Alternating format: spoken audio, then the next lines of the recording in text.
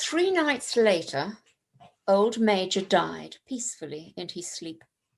His body was buried at the foot of the orchard. This was early in March. During the next 3 months, there was much secret activity. Major's speech had given to the more intelligent animals on the farm a completely new outlook on life. They did not know when the rebellion predicted by Major would take place. They had no reason for thinking that it would be within their own lifetime, but they saw clearly that it was their duty to prepare for it. The work of teaching and organizing the others fell naturally upon the pigs, who were generally recognized as being the cleverest of the animals. Preeminent among the pigs were 2 young boars named Snowball and Napoleon, whom Mr. Jones was breeding up for sale. Napoleon was a large, rather fierce-looking Berkshire boar. Berkshire is just a breed of pig. The only Berkshire on the farm. Not much of a talker, but with a reputation for getting his own way. Snowball was a more vivacious pig than Napoleon, quicker in speech and more inventive, but was not considered to have the same depth of character. All the other male pigs on the farm were porkers. The best known among them was a small, fat pig named Squealer, with very round cheeks, twinkling eyes, nimble movements, and a shrill voice. He was a brilliant talker, and when he was arguing some difficult point, he had a way of skipping from side to side and whisking his tail, which was somehow very persuasive. The others said of Squealer that he could turn black into white. These 3 had elaborated old Major's teachings into a complete system of thought, to which they gave the name of animalism. Several nights a week, after Mr. Jones was asleep, they held secret meetings in the barn and expounded the principles of animalism to the others. At the beginning, they met with much stupidity and apathy. Some of the animals talked of the duty of loyalty to Mr. Jones, whom they referred to as Master, or made elementary remarks, such as Mr. Jones feeds us. If he were gone, we should starve to death. Others asked such questions as, why should we care what happens after we are dead? Or, if this rebellion is going to happen anyway, what difference does it make whether we work for it or not? And the pigs had great difficulty in making them see that this was contrary to the spirit of animalism. The stupidest questions of all were asked by Molly, the white mare. The very first question she asked Snowball was, will there still be sugar after the rebellion? No, said Snowball firmly. We have no means of making sugar on this farm. Besides, you do not need sugar. You will have all the oats and hay that you want. And shall I still be allowed to wear ribbons in my mane? Asked Molly. Comrade, said Snowball, those ribbons that you are so devoted to are the badge of slavery. Can you not understand that liberty is worth more than ribbons? Molly agreed, but she did not sound very convinced. The pigs had an even harder struggle to counteract the lies put about by Moses, the tame raven. Moses, who was Mr. Jones's special pet, was a spy and a tale-bearer, but he was also a clever talker. He claimed to know of the existence of a mysterious country called Sugar Candy Mountain, to which all animals went when they died. It was situated somewhere up in the sky, in a little distance beyond the clouds. Moses Moses said in Sugarcane Mountain it was Sunday, 7 days a week. Clover, that's like a sort of a grass, clover was in season all the year round, and lump sugar and linseed cake grew on the hedges. The animals hated Moses because he told tales and did not work. But some of them believed in Sugar Candy Mountain, and the pigs had to argue very hard to persuade them that there was no such place. Their most faithful disciples were the 2 cart horses, Boxer and Clover. These two had great difficulty in thinking anything out for themselves. But having once accepted the pigs as their teachers, they absorbed everything that they were told and passed it on to the other animals by simple arguments. They were unfailing in their attendance at the secret meetings in the barn, and led the singing of Beasts of England, with which the meetings always ended. Now, as it turned out, the rebellion was achieved much earlier and more easily than anyone had expected.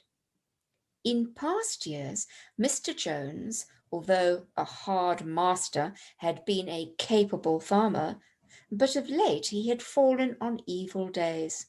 He had become much disheartened after losing money in a lawsuit, and had taken to drinking more than was good for him. For whole days at a time, he would lounge in his Windsor chair in the kitchen, reading the newspapers, drinking, and occasionally feeding Moses on crusts of bread soaked in beer. His men were idle and dishonest.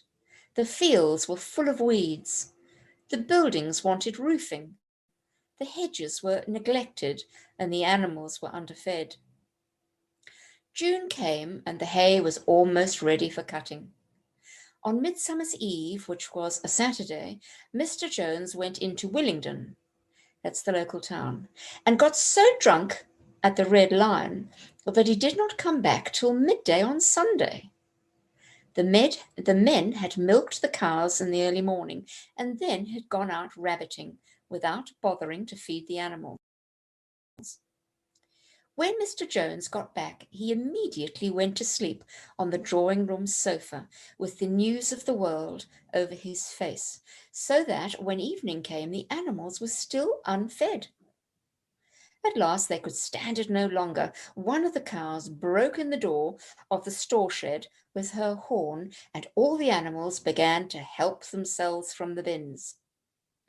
It was just then that Mr. Jones woke up. The next moment, he and his 4 men were in the store shed with whips in their hands, lashing out in all directions. This was more than the hungry animals can bear, and with one accord, though nothing of the kind had been planned beforehand, they flung themselves upon their tormentors. Jones and his men suddenly found themselves being butted and kicked from all sides. The situation was quite out of their control.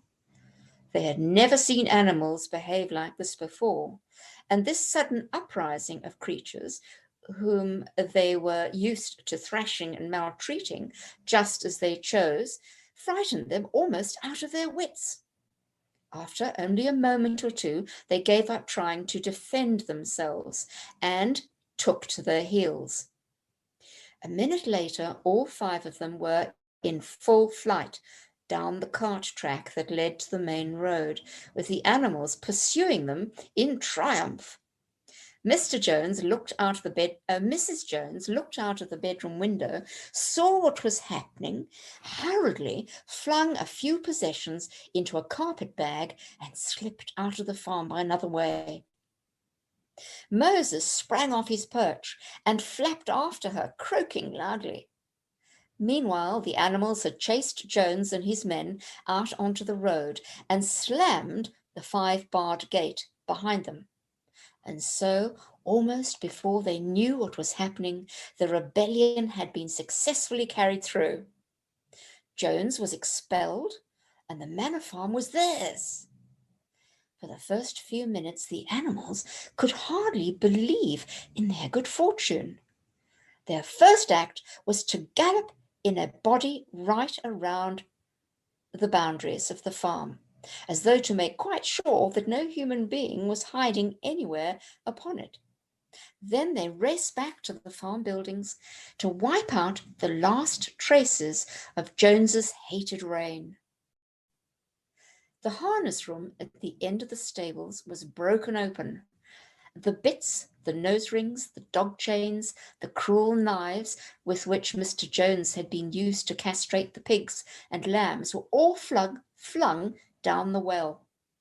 The reins, the halters, the blinkers, the degrading nose bags were thrown onto the rubbish fire, which was burning in the yard. So were the whips. All the animals capered with joy when they saw the whips going up in flames. Snowball also threw onto the fire the ribbons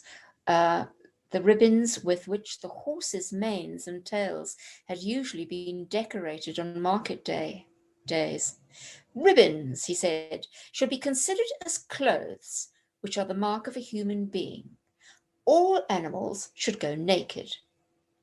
When Boxer heard this, he fetched the small straw hat which he wore in summer to keep the flies out of his ears, and flung it on the fire with the rest.